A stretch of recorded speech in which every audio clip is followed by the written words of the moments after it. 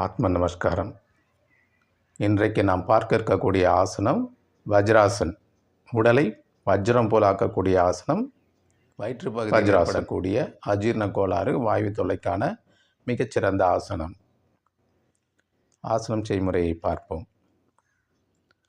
சுக ஆசனத்திலிருந்து கால்களை முன்புறமாக நீட்டி ஒவ்வொரு கால்களையும் மெதுவாக பின்புறமாக மடக்கி குதிக்காலின் மீது அமரவும். கைகளை முன்புறமாக நீட்டி மூட்டின் மீது வைத்து ஒரு 2 நிமிடங்கள் ஆழ்ந்த சுவாசத்தை கவனிக்கவும். முதுகுத்தண்டு நேராக இருக்குமாறு பார்த்து கொள்ளவும். பிறகு இடது பக்கமாக சரிந்து உட்கார்ந்து ஒவ்வொரு கால்களை முன்புறமாக நீட்டி சுகாசன நிலைக்கு வரவும்.